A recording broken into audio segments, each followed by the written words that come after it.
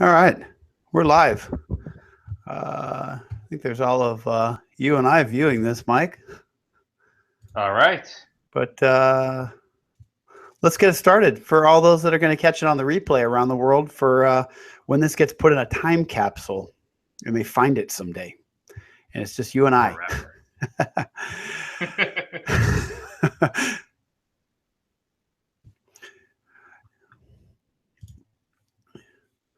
And all right, let's see. Good evening, everyone. Welcome back to another episode of the Hazmat Guys Nation Roundtable. I believe this is episode 46. 52 weeks in a year, so we're approaching a year straight of at least a few of these 5 being on the air every Tuesday night. This is a multimedia platform to bring hazmat response information and training tips from hazmat members around the globe, and that's true.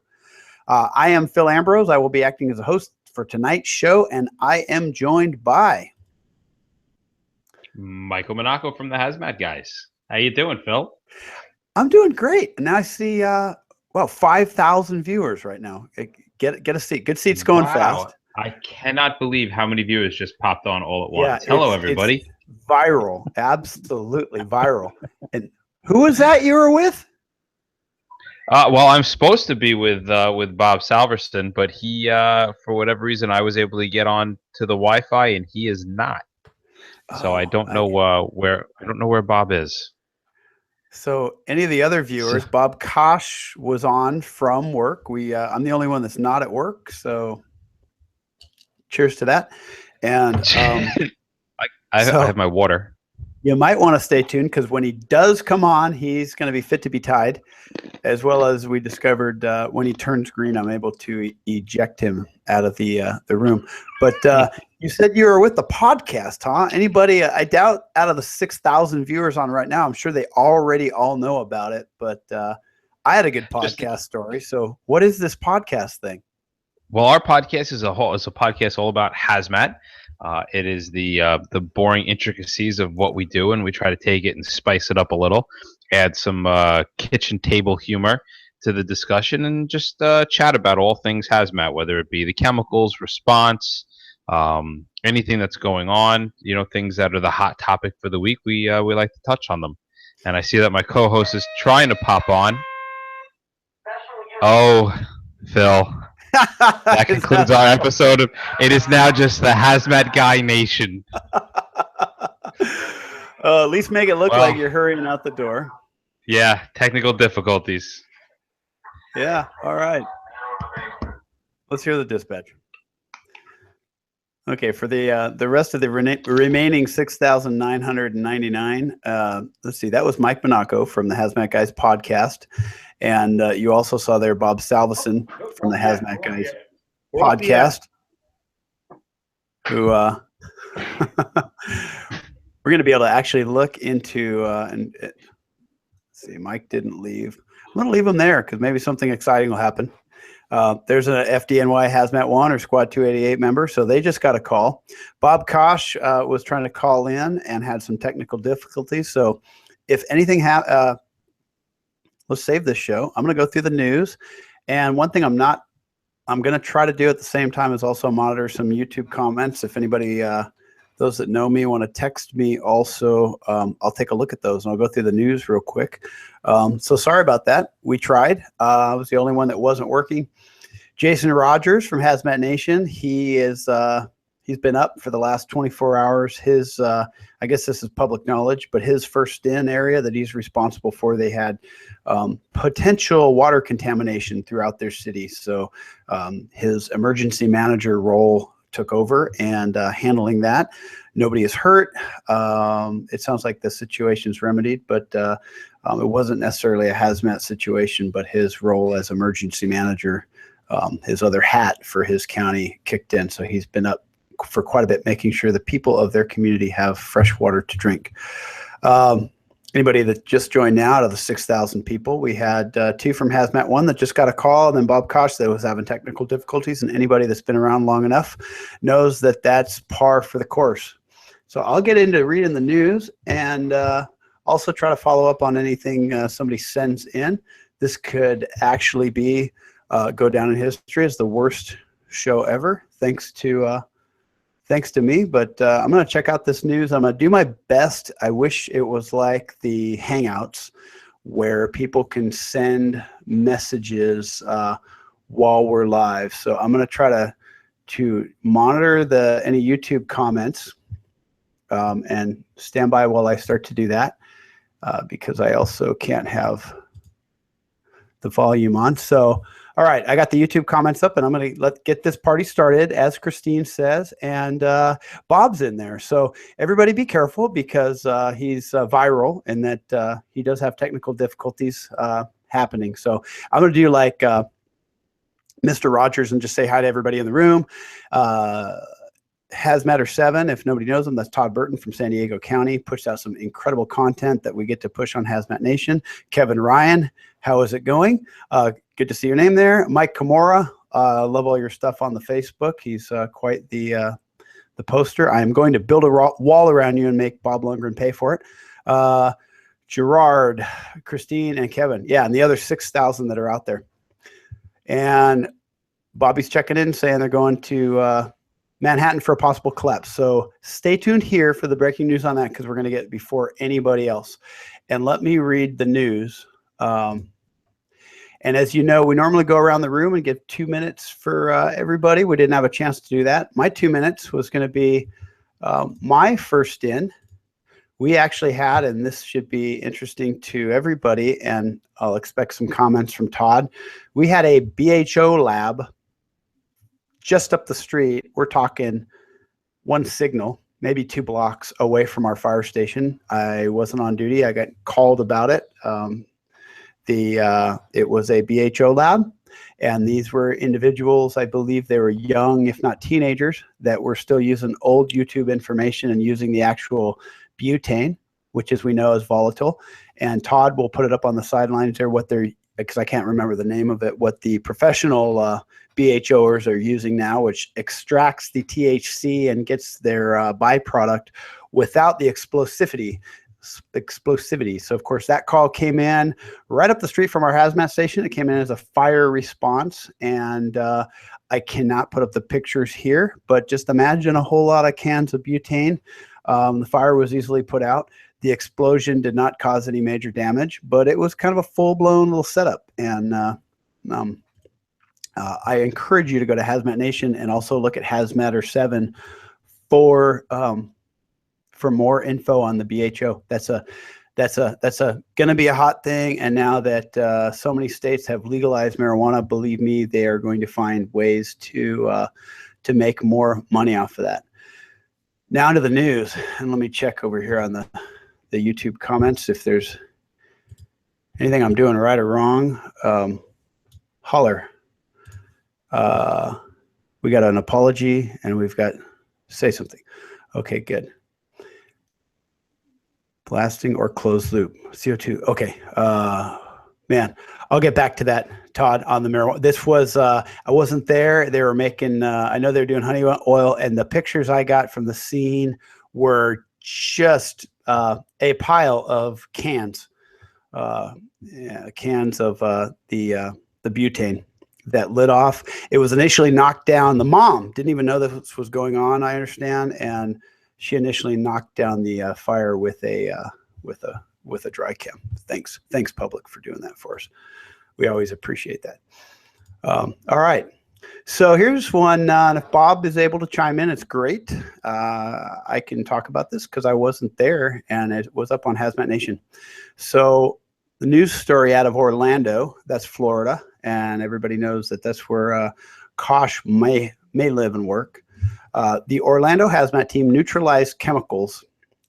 The extrication team wore bunker gear and SCBA. What we're talking about is a traffic collision that involved a pool chemical truck. So the pool chemicals were actually neutralized and washed away. So I'll get into the details based on from the Orlando Sentinel. Hazmat crew shut down a portion of Convoy Road at the Interstate 4 ramp this morning after pool chemicals spilled into the street during a crash. And unless, I don't know, maybe if you live in Canada, do they not have pools there? I mean, this is a pretty common occurrence you would see for sure in my state. The crash happened about 4 a.m.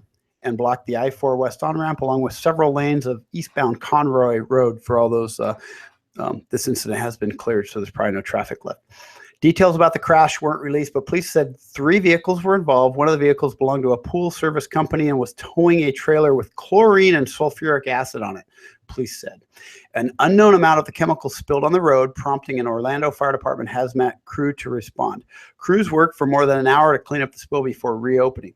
So the kicker of this whole call, and I'm going to monitor the comments here, was there was also an extrication. Which means, and yes, Todd, that's what it says in the news article, sulfuric. There was also an extrication involved. So now you have victim rescue, and you have chemicals, and you have tools that are required to be used. And how would you approach that for your first-in companies? Because this is not a hazmat call. This is sounded like it came in as a rescue call. With a hazmat. So we talked about this after it happened with my crew, and geez, do you need to put your truck or rescue company on the tools? Do you need to put them into Tyvek? I'm not so sure about that, but you'd pull a hose line anyhow, any extrication, dry chem, pull a hose line, have a charge line ready. Now you're using that charge line not just for something lighting off and sparking, but you're using that for gross decon. You're taking care to minimize any exposure to the victims. And anybody wants to comment, since I'm here all by myself, I would say that if there was, like Todd mentioned out, if there's a mixture and you had some sort of air, inhalation hazard, you can monitor for that, and you're going to have signs and symptoms related to that. If not, and it's the liquid you're getting in there, you're doing your job with your extrication and your patient care. None of this in full turnouts and PPE is going to knock you on your butt, in my opinion. I wasn't there though, so we don't have Bob to chime in further. And it's an interesting call because it's, once again, like we've been preaching here, and now everybody in this room has probably somehow got a, excited about hazmat or involved in hazmat. But this is a straight up first in response. So you exclude the hazmat team. Let's take this call and take it out of Orlando, and somebody pick a town for me that does not have a hazmat team, and make this call happen. And now, would they set the maxis, put up their thumb, and wait for hazmat, or go about their business? And I'm going to read what you guys already can see, but the hazmat guys were level C, applied soda ash, so did their neutralization of the product, and carried on. So I think this is an outstanding one that could happen, did happen. Luckily, it happened in a place that they did also have a hazmat team, which oftentimes just our presence and being able to advise and let people know, the chemical properties, and that yes, you will be okay, and you'll still have children that you can alleviate that problem. All right. Let's see. Noticing that there's 14,000 people now watching, it must be doing well. And I do see that somebody must have been monitoring a scanner, and that Hazmat 1 is gone available. So I doubt they made it very far. All right. That was a news story, so something to think about. And if everybody's here, we would kick it around the room. I don't want to just give my opinion, but on any extrication, I ride an engine and switch over to our Hazmat squad and engine are in the same building. Extrication like that, it's patient care, pull a hand line, get a dry chem, make sure the scene is safe, and you throw in that added, let's say if it wasn't pool chemicals, it's a, FedEx truck that happened to be going to your local university with a bunch of radioactive packages. Still same, and actually pretty easy to deal with, especially coming from a hazmat perspective, but this is something that the first in may encounter. And would you delay treatment or transport for a patient because they happen to have, say, a radioactive marked box nearby? And in this case, probably the biggest thing is if that person needed to be deconned, that would be a must. In trauma, you don't delay transport for treatment, but you also don't want to, drag somebody into the back of your ambulance squad, whatever you call it in your town, and bring that to the hospital if you can strip and flip in the process, as well as do some decon. So, all right. One thing was heavy rescue. So it also sounded like a good heavy rescue. All right. I'm sure everybody's having a great time. Now, this other call, I'm not sure if he's in the room, and it'll be helpful because we weren't sure how much we could talk about based on our friend Bob Lundgren from Massachusetts. But this was public in the news, so I'll read this next one. And say bye.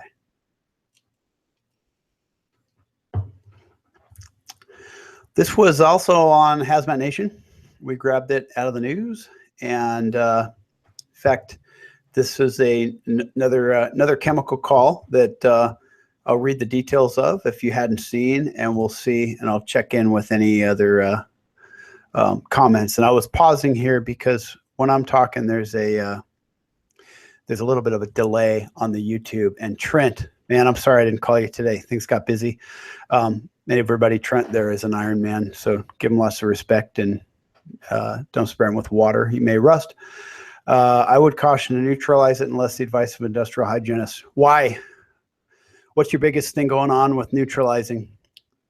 And darn sure not neutralizing on a patient. Anybody want to throw that out there? And I'll give a hint. It's heat. Okay, and now to our next story. So Shrewsbury, which our friends in Massachusetts know well, and it's where one of our friends, I believe, also works. And as I understand it, and those in the crowd can correct me, Orlando, we talked about, they have a hazmat team for the city of Orlando. They also go into Orange County, around and about, and they also go into some surrounding counties. Similar to my hazmat team, we're within Los Angeles County. We respond to several cities. Massachusetts, some cities have their own team, and then there's regional teams. And correct me, any of the Massachusetts guys, if you will, guys and gals. Hazmat crews are cleaning a residential area. So we've gone from the highways to a residential area where unknown chemicals ignited Tuesday. And I wish I could put up pictures. I don't even want to try since we've already had so many technical difficulties. Fire Chief James Wona said several unmarked jars of unknown chemicals ignited while a house at 393 Oak Street was being torn down and carted away in dumpsters. So we're talking about a house that was being, say, renovated, demolished, rebuilt. And now you have, it sounds like an unknown jar burial ground, which unknown chemicals to anybody that worked in the private chemical field, that is also known as cha-ching. Very expensive until you find out what they're known. So shortly after 9 a.m. Tuesday, the fire department received a call about a spill of a potentially hazardous substance. Police and fire units immediately cordoned off the area and directed traffic. Chief Wona, I'm sorry, Chief, if I screwed up your name, said low-level amounts of chemicals ignited, and the incident was deemed a Tier 1 hazmat situation, which is the lowest level of contamination and risk to the public. So in the great Commonwealth of Massachusetts, and somebody could chime in, they identify their hazmats by tiers, Tier 1, 2, and 3, I believe, and they let us know here that this was kind of the lowest level, that they had that area safe. And this was my call, hazmat or not. Yeah, you make sure there's nobody in imminent danger, and you start to you roll the tape. You keep people away. The state hazmat team with Hazmat Unit 1 and New England Disposal Technologies. New England Disposal Technologies is the ones that's that cha-ching part. We're still on the scene Wednesday, conducting and monitoring the cleanup. As of Wednesday, the chemicals have not been identified. We've had hazmat team there yesterday, and they're back today. The fire department has maintained a presence on site for the last 24 hours or so, and they are in the process of working with DEP and NEDT. A couple of acronyms I can guess, but I'm thinking environmental protection and something similar to get the problem solved. Medical personnel treated the reporting party at the scene for breathing difficulty and throat irritation. No other injuries were reported. No one was taken to the hospital. No evacuations. Nearby residents were notified throughout the incident. So, again, this is a first in call because we like to think that the hazmat is nowhere to be seen, and they're never necessarily first on the call. And you've got unmarked jars of unknown chemicals, and I'm just reading along from Hazmat Nation here. And you've got ignited. So I don't know if this came in as a fire or not. I'm sure guys will comment. And okay, good. We've got great comments going. So, and Mike had said that tier 3 is a whole team, tier 4, 2 teams. Excellent. So this is a read along program today. 600 unknown bottles with white phosphorus burning in acids and low-level rad. Oh boy. I'd throw in a few more acronyms. I could say from personal experience, we had a similar incident that was also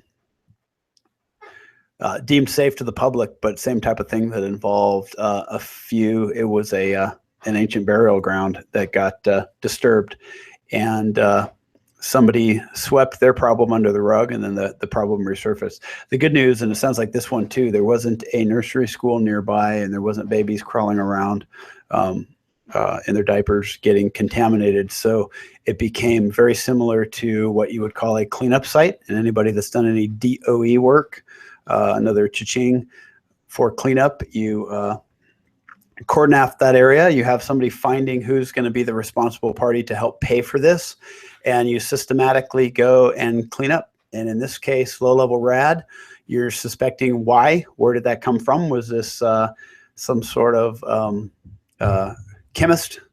Everybody has that guy or gal in their district that might have worked for a university and took their work home with them, and start to go through the clues. So this is I would say the safety to the public initially is that clearing, defining your hot and warm zone, and whether there's a need for evacuations.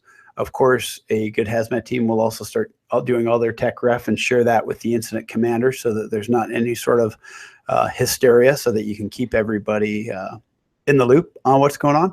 You're going to be doing quite a bit of fact finding and then cleaning up. I think I would say that my concern would also be, if I've got those things in there, do I have anything else? And they mentioned phosphorus that would be immediately hazardous or explosive, and be systematically taking care of that problem.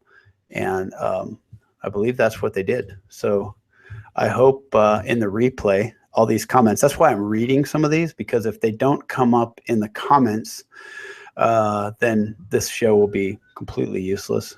All right. Oh, somebody's talking about UASI, outstanding. Mad chemist. Yeah, we have in our area, we've had mad chemists.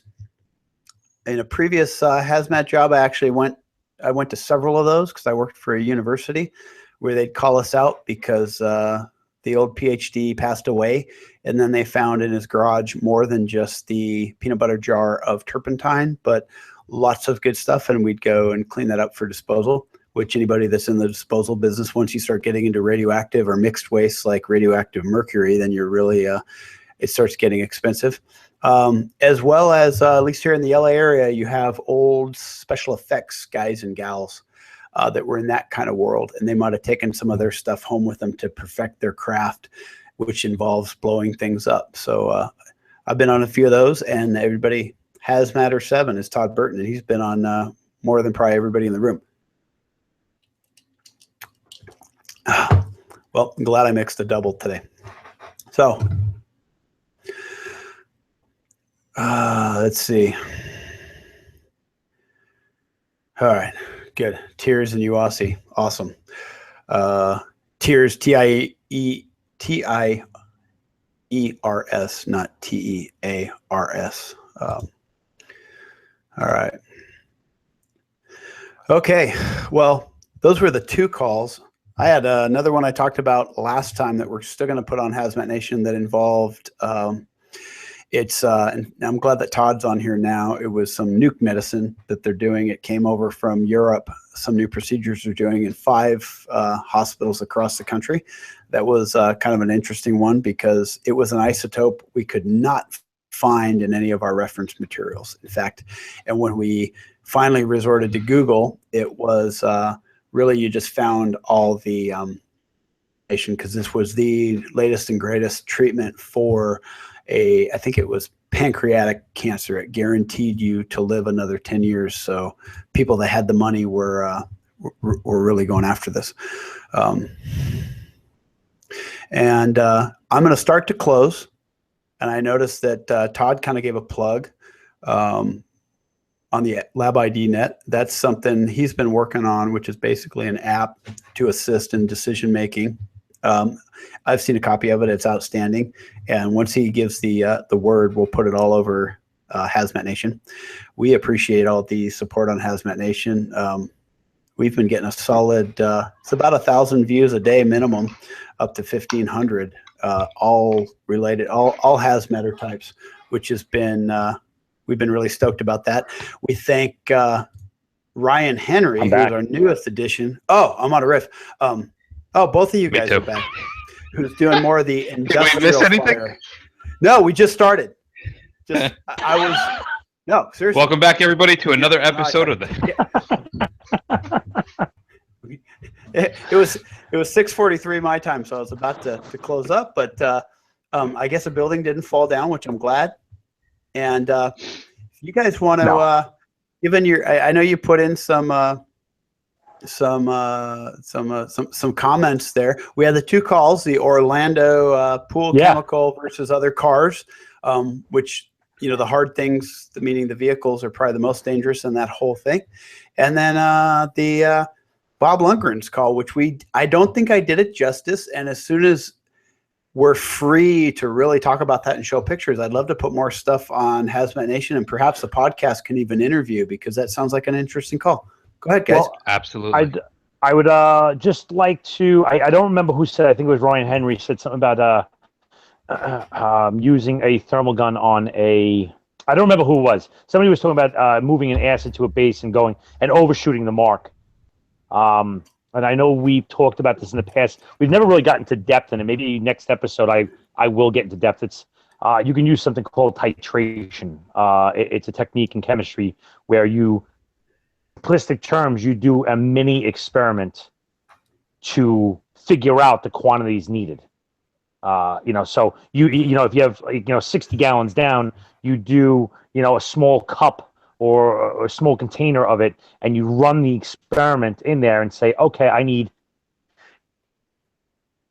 to do it 10 times, a little bit of math, and then you can hit it almost every shot right on the mark. And like Phil was saying, that you're going to get heat. Anytime you have an acid and base combined, you're going to get a heat, you're going to get salt, you're going to get water, you're going to get all types of crap that's going to fly out of that, and the heat can be substantial. However, if it's a flat pool like on asphalt, then that heat is dissipated either to the ground or to the atmosphere very quickly, because there's no mass to it. You know what I'm saying? Yeah. Am I crazy? No, you're not. Am I nuts? And one of the universities I worked for, we actually did that. We took some, 55-gallon poly barrels, and we compared bicarb and help me out. What's the other one similar to bicarb? Todd Burton, I'll put it in the comments. We're trying to compare which one works better, which one puts off less heat. But of course, that's a very controlled environment. When you're doing it in the field, it's a lot different. But I know there's a podcast on the titrating too. It's weird that you say that. There is. Yeah, it's not just a shameless plug. It's good stuff. And I was going to compliment Mike before you left. One of my friends who I never would have thought. He said, "Hey, I've been listening to that podcast." And it was one of those. He was the last person I would think out of anybody I knew that would be listening to it, and he got a lot out of it and complimented. Of course, I told him to go buy some stuff, and he's cheap, but at least he's listening. They all are. They're firemen.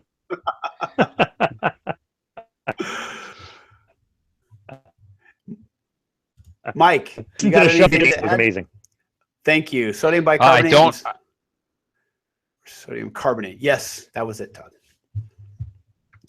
I don't. I have. I wanted to go through some stuff on a. I just tuned myself out on a propane drill that I had done during the week, but I will save it for. I'll save it for next week.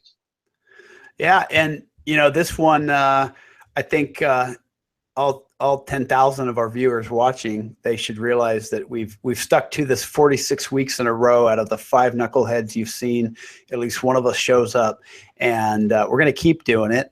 And we'll get better at it. And we'll also bring in, because we want to really hear from you. So I'm going to start with my plugs. And everybody's met Jason at hazmatnation.com, or just through the podcast, through Hazmat Nation. Tell us about a call you had, and we could talk about it, or we could have you talk about it. And I don't care where you are from in the world. It's worth getting that information out there, because what is it? There's no stupid questions, just stupid people asking questions, or something like that. Get out. Yeah, absolutely. I mean, I'm about the stupidest guy in this room with these two brainiacs. We're not in the same room. Oh, that's right. I'm by myself. But no, I encourage that, so we can. We're putting it back on the viewers to help make this even better for everybody. Bobby, Mike, yes. Josh is here virtually. You want to close some stuff up?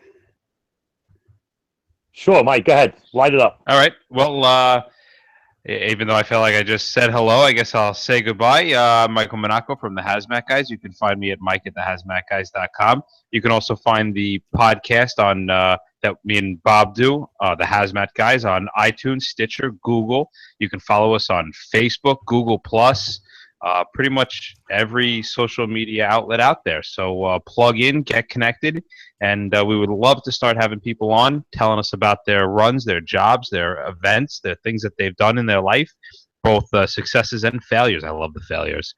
And come on and we'll have a good time. Bobby.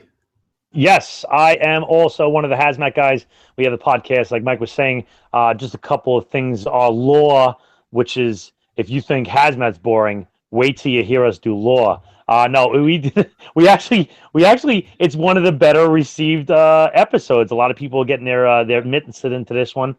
We just I didn't can't believe how many people have listened to I was shocked. I thought for sure 4 people would download it.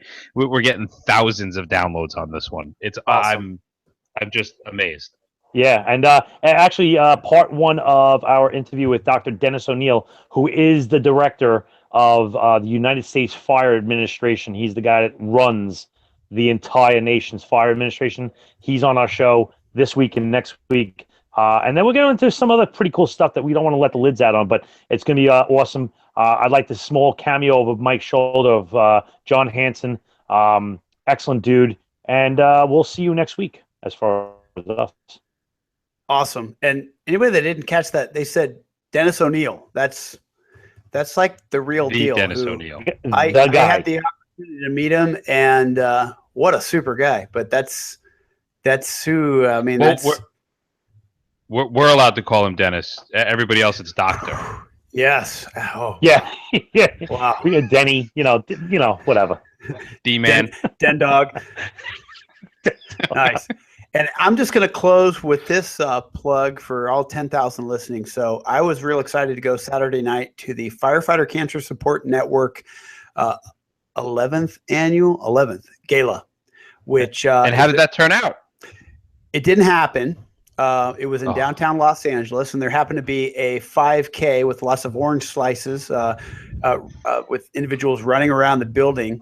And it was decided, in fact, our IFF union president, Shapeberger, was there, or going to be there. It was decided that it just was not going to be possible. The city was shut down. So the Firefighter Cancer Support Network, of course, I don't believe the hotel said, hey, that's a nice problem, guys, but we'll give your money back. That was their biggest fundraiser of the year that got shut down by that anomaly. And so do yourself a favor, do me a favor, get on the Firefighter Cancer Support Network.org, just Google it. They have an online donation form, $5, just throw it out there. If all 10,000 viewers give $5, there'll be $25 from this show at least. But spread the word, and it's not meant to be hate for the people that decided to have their little 10K around the building. I'd like to see that maybe they end up raising more money if a bunch of inebriated folks had been there bidding on auction items. So do yourself a favor and do that, because they are a very, very, very good organization. They do a lot of good work. You don't want to have to call them. If you do, you're in a bad place. But if you're in that bad place, you call them, they help you out, which is a good thing. So anything else, guys? I'll say those closing remarks and do it, or I'll beat you over the head with this wrench. Okay. What wrench? I have to read it so I don't forget it. Super large. Yeah, it's like a 3-inch. And I was hoping turn my nose. I was hoping Kosh would come on so we can get the green Kosh, because he was having Predator. Oh, that's awesome. Technical difficulties, and I'm sorry about that. And he's working also, serving the great citizens of Orlando. Well, that wraps up another episode of the Hazmat Guys Nation Roundtable. Please be sure to follow us on all those things we already mentioned. We already run around the table. Catch next week's show live. It's every Tuesday at 21:15 hours Eastern time. So for those on the West Coast, that's 6:15, right when your kids are doing all their sports. And on Google Hangouts, you could also check out the replays. Contact us any of the ways. Check us out on Facebook. Hazmat Nation gives you links. Go to the Hazmat Guys. Let us know what you're thinking, and we'd love to hear from you and make you marginally famous. Excellent job. All right. I am going to stop and I'll stop. Thanks, everybody. Appreciate it. All 9,000.